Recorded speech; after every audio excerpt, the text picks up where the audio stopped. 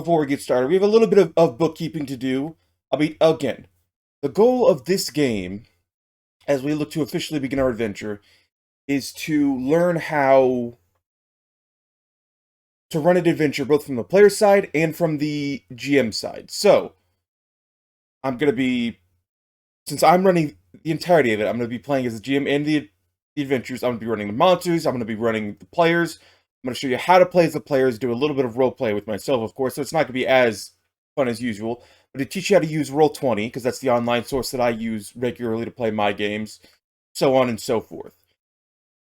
Follow along as best you can, enjoy yourselves. If you have any questions, feel free to ask.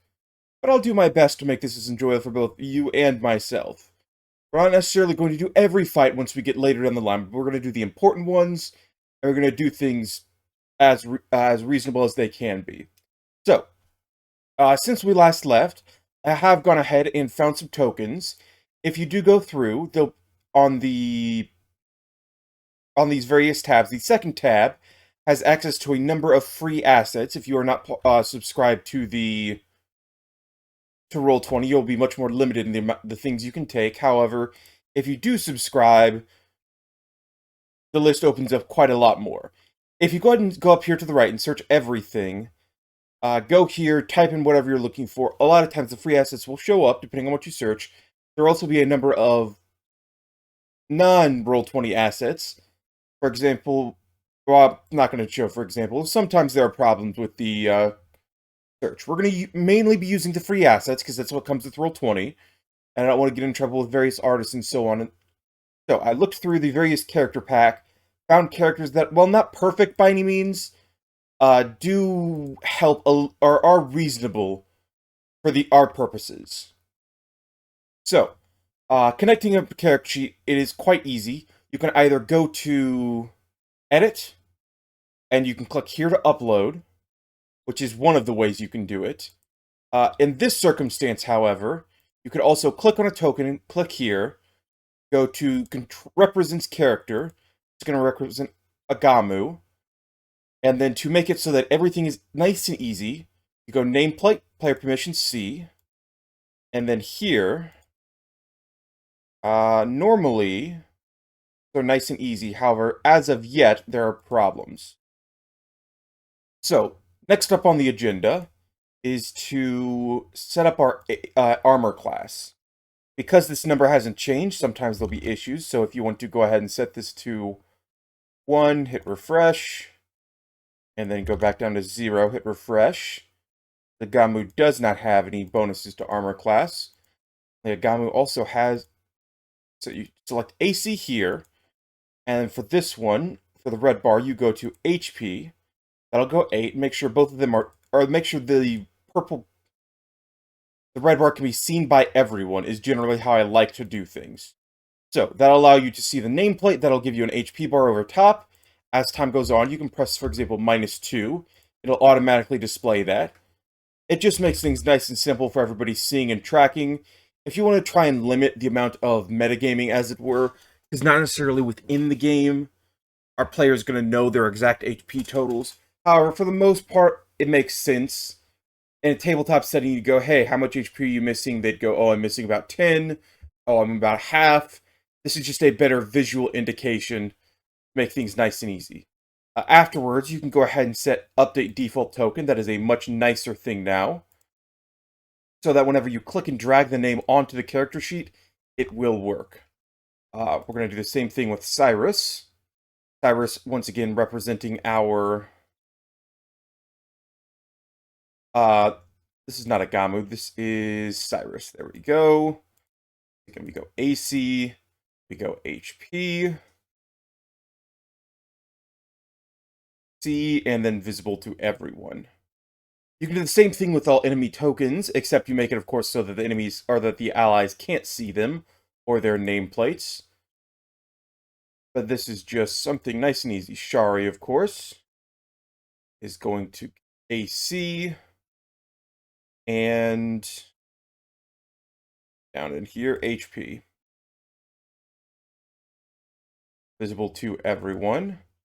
I also need to update the default tokens. One thing I will note, Updating default token while the character sheet is relevant character sheet is open sometimes causes issues, so do be aware of that. Next up, we got Big Green, our dinosaur, AC and HP.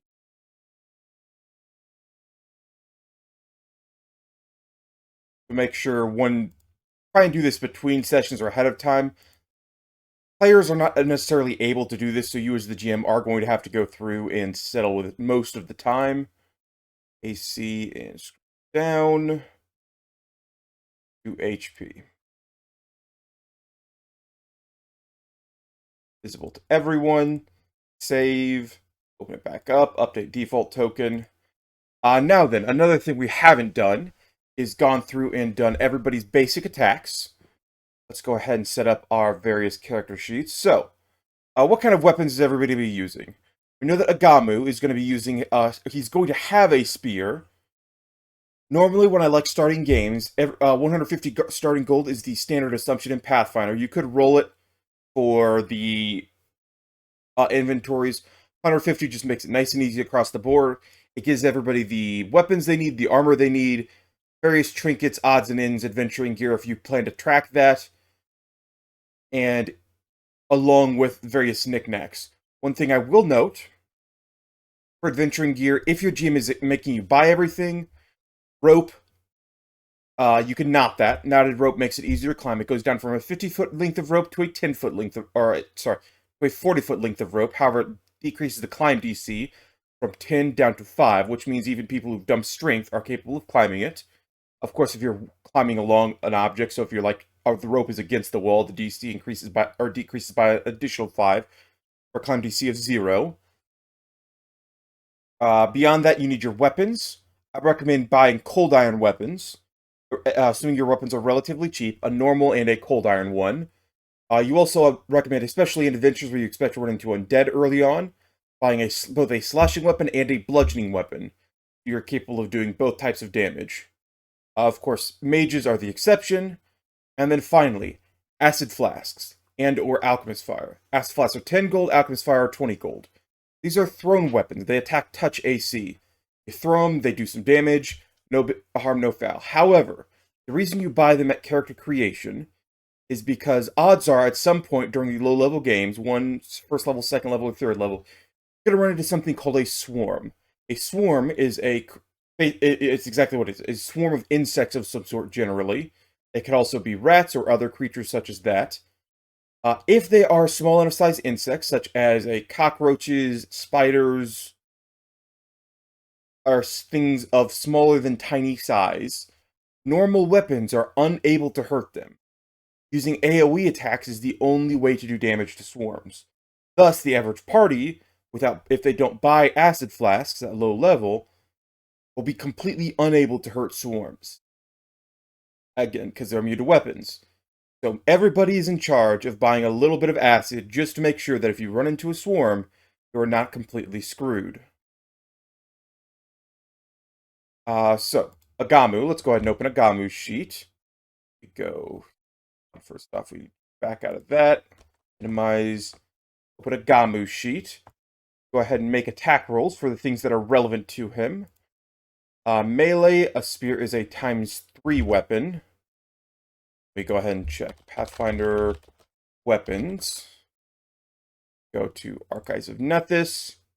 That's Pathfinder 2. Go to Pathfinder 1. We're going simple weapons. A simple two-handed weapon would be a spear. 2 gold, it does a d8 damage ×3. You can name these whatever you want. You can change various features. It's going to be a piercing weapon. It is going to do 8 points of damage, and is going to use our strength modifier for damage. Odds are we are never going to use this attack. However, I want to be capable of it. Next up, for ranged weapons. Most every character is going to start off with a crossbow. I'm not one to track mundane ammunition, simply because I don't care to. Most of them are mundane ammunition. Even cold iron ammunition is worth copper/silver pieces, depending on the type you buy, so I'm not overly worried. This will also do 1d8 points of damage. You can do stuff like setting ranges, you can do all that.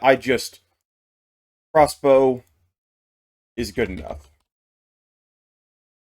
Next up, we have channel, harm.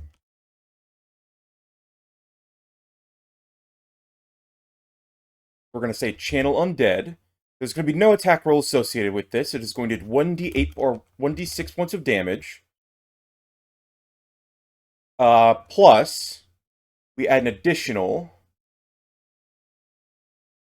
somewhere in here. We add half from our favorite class bonus. We then add,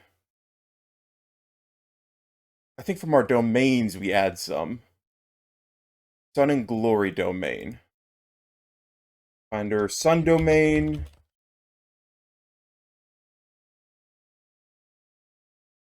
That simply adds our cleric level to our damage rolls. Okay. Now the best way to do this is you can go plus open squiggly bracket, or at open squiggly bracket class -0 -level, and that will usually work. Problem is, of course, it's not updating quickly. There. Now, every time I put a level in class 1, it will automatically update that number. And then, of course, we can also do a channel to heal.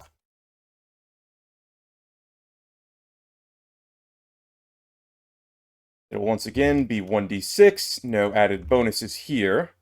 One thing I will note is we can go ahead and put in MISC weapon notes. We can assign the DC, just so that every time you then roll this feature, it is done. You can make this a macro, so that it will automatically do the math for you. I don't know if that's necessarily going to work. We're going to need a bunch of closed brackets. So it will be 10 plus at class level 0 divided by 2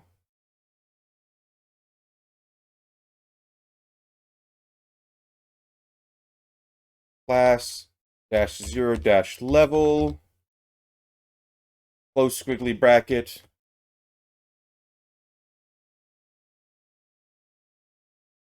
divided by 2. We double close bracket that, and then we need to floor that.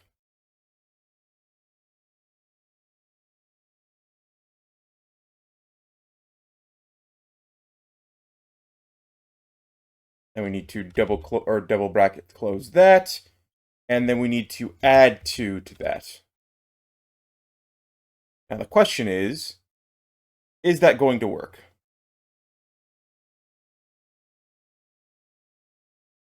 I have a feeling it is not going to.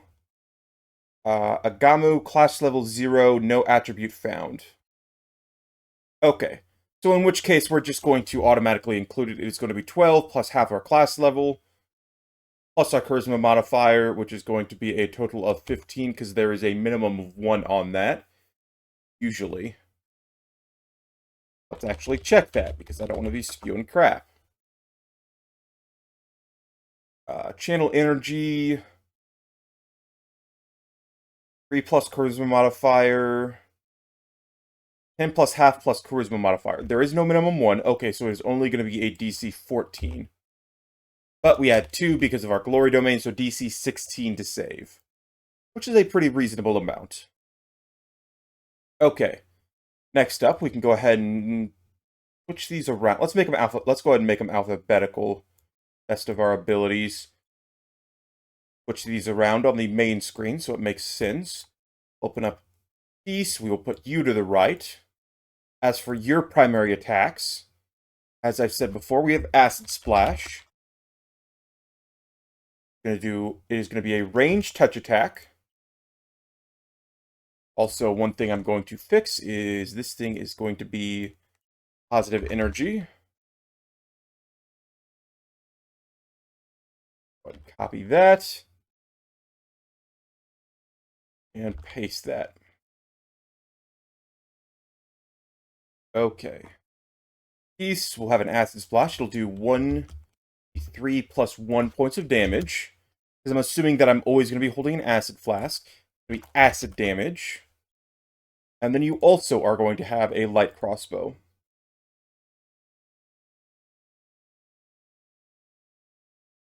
19 to 20 times 2, 8 points of damage, and is considered a ranged attack. Doing piercing damage. And we will call that good. You need to go ahead and refresh, because recalc sometimes is a bit fiddly. Agamu, do you have... Okay, yes, your sheet is set up properly. Now then, Cyrus, we can set up yours. We'll send you over to the left here.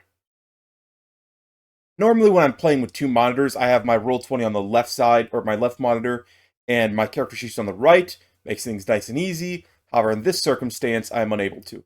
Similarly, if I'm running a game, I'll do the same. Roll20 on the left, the scenario on the right, plus any relevant character sheets. So, we've already set up your bombs. However, you are going to have weapons beyond that. Let's go ahead and get you set up with a melee attack. For you, I think we're going to go a Morning Star. This is both a bludgeoning slashing weapon, or bludgeoning or piercing weapon. It'll do 1d8 plus strength. This will be E/P. Go ahead and refresh that once again.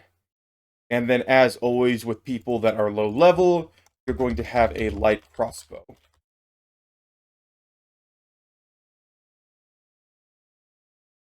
19, 20, 1d8 points of damage. Now, additionally, this man is going to have some armor.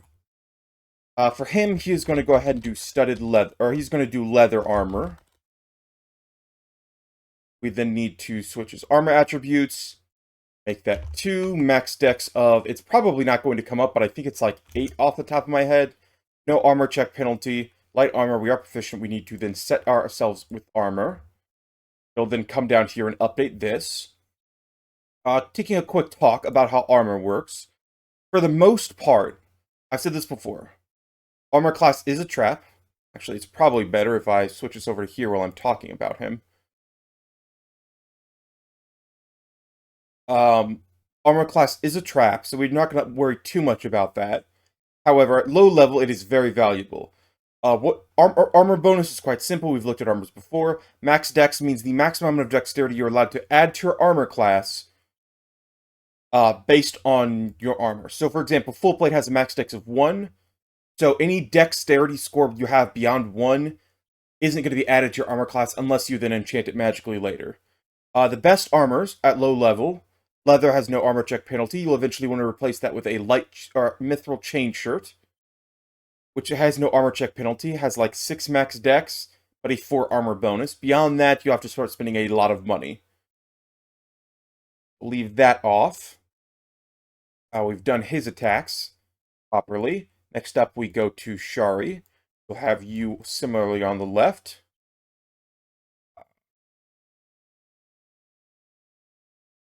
Same with Big Green. We've also set up Big Green's attack rolls already. So, Tail Slap, Bite, no range attack options. We then open up Shari's character sheet. We go to her attack. She's got a Bardiche and a Lucerne Hammer. Of note, those were not overly expensive weapons.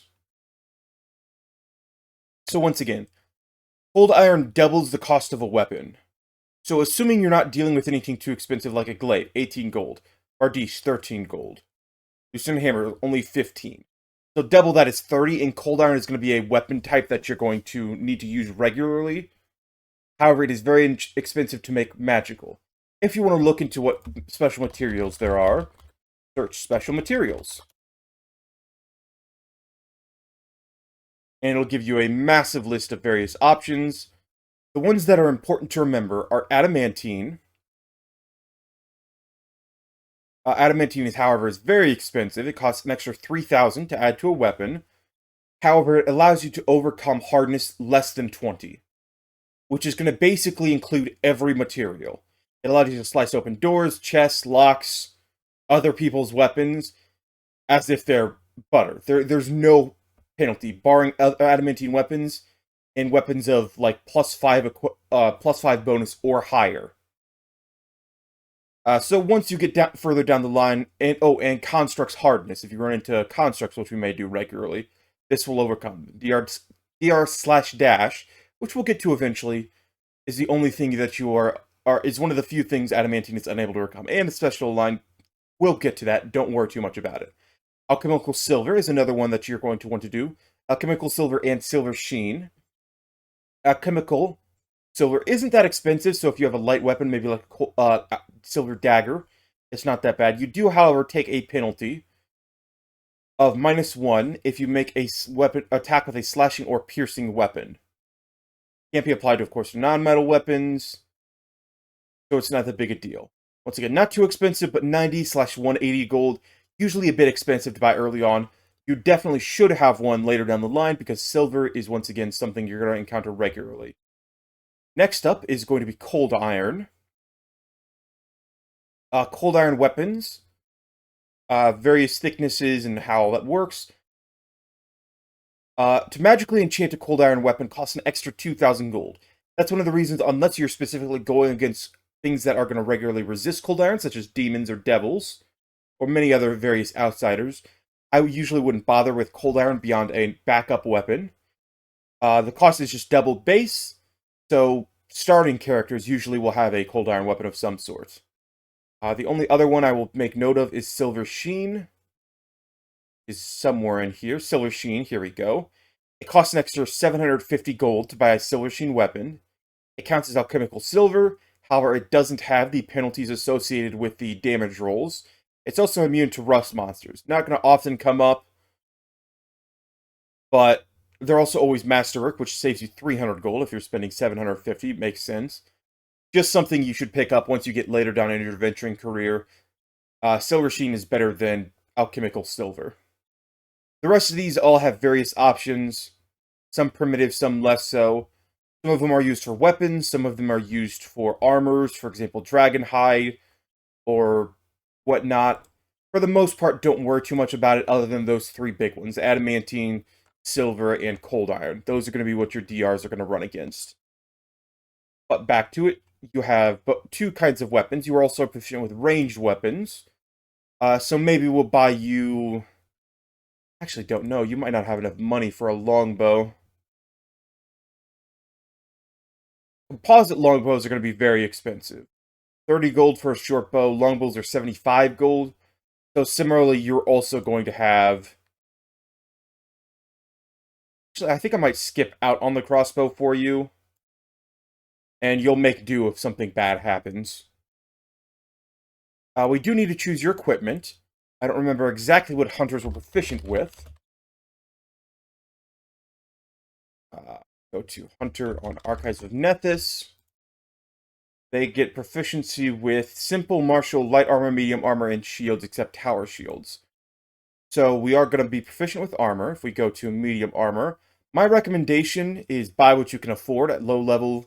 It's probably going to be an armored coat, maybe hide armor, depending on how much you care about your armor check penalty. Armor check penalty is you take that penalty on all strength and dex-based skill checks. The best medium armor I have found, however, is Agile Breastplate. It's a tiny bit expensive. You can't buy it at character creation, but you will get it eventually. It'll offset your penalty on acrobatics and climb checks by -1. Mithril stuff reduce that by further. However, if you'll notice, speed when at 30 feet, wearing medium or heavier armor reduces your movement speed. So instead of having 6 squares of movement, you're only going to have 4 squares of movement. That can be a big deal. It also reduces the amount you can run in charge. However, I'm going to be riding an animal companion, so I'm not overly worried about that. At this point in time, I'm going to just wear hide armor. So let's go ahead and set that up. We go to armor. Go ahead and slide you towards the middle here, so I'm not covering it up. It's going to be hide armor. Fortunately, it doesn't give you bonuses to stealth. We go 4 armor bonus, a max dexterity of 3, and armor check penalty of 3. I might have to set this as -3. It's either plus or minus, depending on how it goes. Let's go ahead and set your armor there. And then if we check our skills, and our acrobatics has gone up where it is not appropriate, so this does need to be set to -3.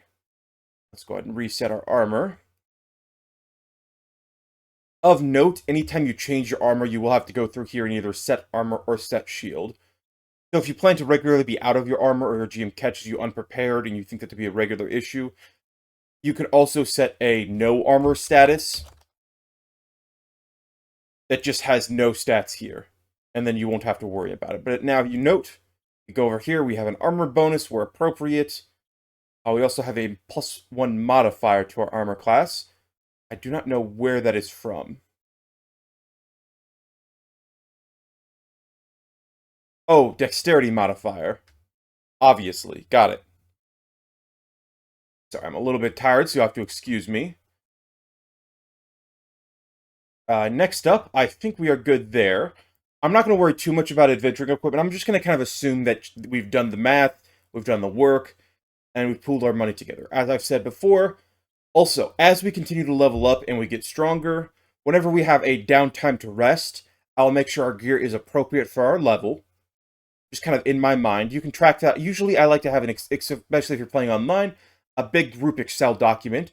You have one guy, usually me if I'm playing, or someone else if I'm running, take over, adding all the loot to the table. We're a little loot gremlin, so we basically take everything that's not nailed down, assuming we have like a bag of holding, handy haversack. Weight might become an issue.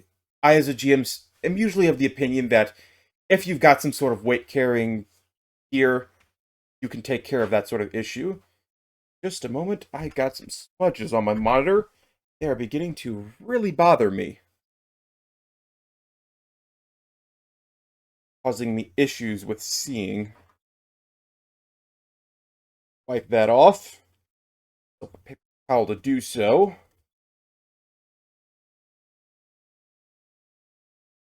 Okay. Slightly better. Clean off the other one while I'm at it. Sorry for the delay, but thinking I could ignore it, but eventually it just became way too much.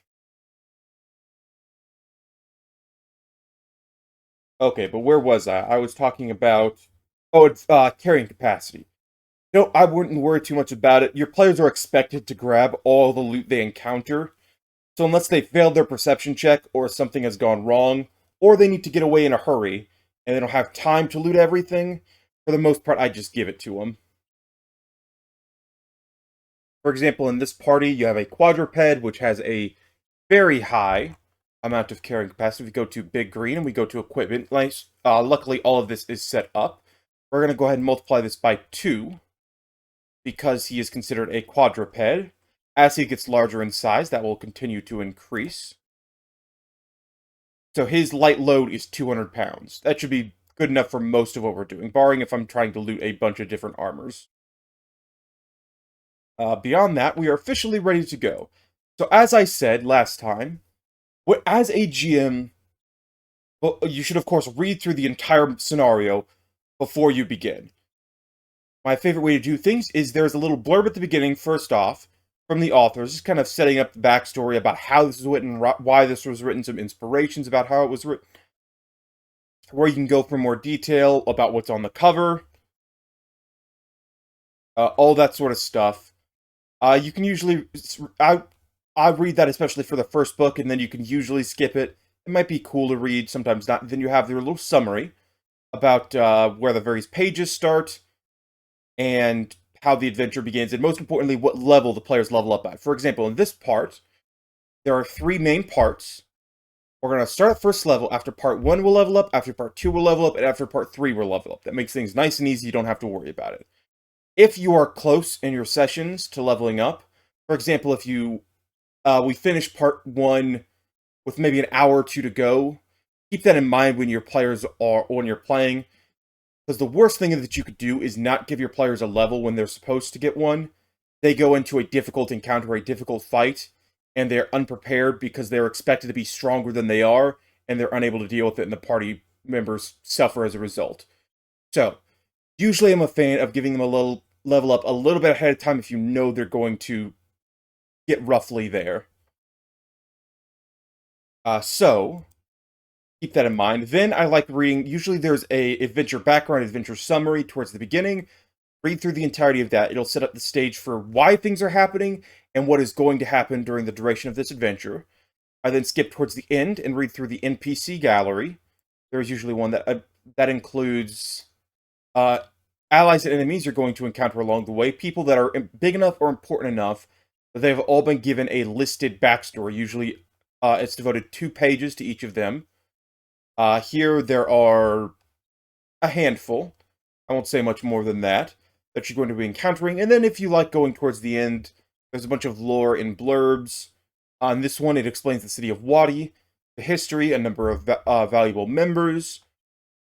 Uh, Not all of that is important, but it allows you to get more immersed if your players like exploring the town they are in a bit more. I've never been one to explore over much, but then you go back up to the beginning and you begin just reading through the adventure as normal.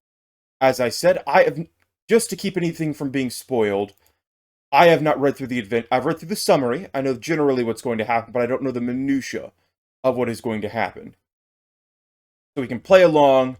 I may miss out on some things because of that. However, it'll be a little bit more exciting to play through page by page.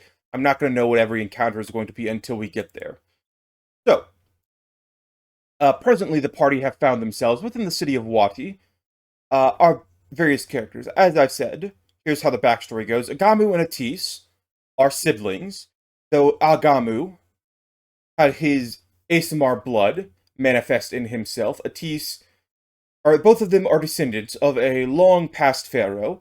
You can leave it up to your GM to figure out which one it is. I have a fair idea, having read the backstory as the GM, know who they have descended from, because it may make sense. However, as the players, they may not know, or you can give them a name of the bloodline they are descended from. They have hung out within... The backstory is generally... I'm going to leave it loose now, so I can either write it out later. You can be one of those players who write a very complex backstory, a very simple backstory. You should talk to your GM ahead of time to see if he wants to incorporate these things into the game as you continue to go. These two are descended from pharaohs. They've lived in Osiria all their life. However, of course, Agamu believes he's destined for a little bit more. Destined for greatness. Delusions of grandeur, hard to say. Regardless, they have somehow met up with these various associates and decided to apply to Tomb Raid, effectively. They believe that the history of their bloodline is down there. They're going to make their fortune and, of course, preserve Osiriani tradition and artifacts within the nation itself. They do need to make some money to restore their house to what it once was. However, they're inexperienced in these regards. Maybe young, maybe a little bit older, maybe probably in their mid-20s, I would say would make sense for them. Beyond that, not a whole lot is needed. A simple backstory like that, we could get more complex, but in this circumstance, I don't need to. Shari, similar sort of thing. Came from the Milwaukee Expanse. I think she is an explorer. She has the wanderlust. She wants to explore things. She wants her name to be known as maybe not necessarily in the history books, as someone who's discovered something. Not necessarily a writer, but wants fame and glory. And a little bit of money along the way. Maybe men or women.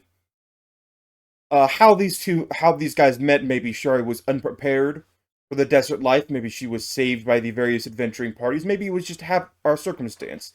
These guys may have gone on an adventure or two. Keep in mind, you are first level. So you don't necessarily have an extensive story. You can't say, oh, we went out and we did all these great adventures. We fought dragons and whatnot. You're level 1. You've barely done anything. You maybe lived as an NPC for a while, got some training, and eventually came together in some way. But maybe we dealt with local graveyard. Maybe it was having some issues outside of this town. Could have been native to the cities of water. We don't have to be. In Cyrus, I think he's going to be a desert explorer. Or a person from the desert. He's from the genie kind, so maybe he's from a nomadic tribe within the desert who follows... I guess there's not a whole lot of reason to move from place to place. Maybe depending on the growth of reason to kind of eat out all the vegetation from oases, and then decide to move on. However, he is definitely an explorer. He wants to find the history of the land, find what came before. Maybe he believes there's knowledge there. Maybe more so, he is a chronicler. Or Shari just wants her name to be known. He wants the history to be recorded. Which makes sense, based on his Cyrus's backstory and his deity. Thoth being the deity, or one of the deities who likes the history to be well known. Maybe he and Agamu came across each other because they worship the dead gods of ancient, well, not dead gods, the ancient gods of Osirian. He was doing study, was told that there was a family who was from that period of time who still followed the old tradition, and they got acquainted that way. That would make sense for the two of them. Shari's really just the one that's kind of weird coming from where she did. But we don't need complex backstories. It gives us a little bit idea of their motivations. These two, restoring their build. I think Atis is going to be a little bit more... Or Agama we know is lawful good. Atis is going to be a little bit more unscrupulous in her method, she being... what was her alignment? If we go ahead and tab over, I said her alignment was going to be true neutral. So we've got lawful neutral, lawful good, neutral good, and true neutral. A little bit of wedge. So we tend towards the more lawful side. However, lawful and chaos can't exist together, don't get me wrong, depending on your character's backstories. So she's a little bit more rough around the edges, willing to do what's necessary for her family. She doesn't necessarily care about if the bloodline is restored to its former glory. She may care more about living with luxury, living how things once were in that regard. So, basic idea of how things go. Let's go ahead and go back over to the adventure. As you read through, there'll be things, usually it's highlighted or different colored. In this specific scenario, it looks like it is going to be blue text. Usually it is red or something similar, italicized in some way. This is what we refer to as box text. Everybody's together. We've gathered for the lottery. The opening ceremony takes place at the Sunburst Market in the center of the living city of Wati, between the Grand Mausoleum and Avatar's Sanctum of Silver and Gold. Arrays of other adventuring groups have assembled, and the surrounding ceremony has attracted throngs of locals, as well as street vendors. Set the scene, start the adventure, read or paraphrase the following. It may make sense for NPCs to say various different things. Usually this will be a room description, or kind of a monologue of what is going to happen. Thanks for watching. I hope you all enjoyed. Feel free to follow links down below if you want to see some of my content, and I will see you all next time.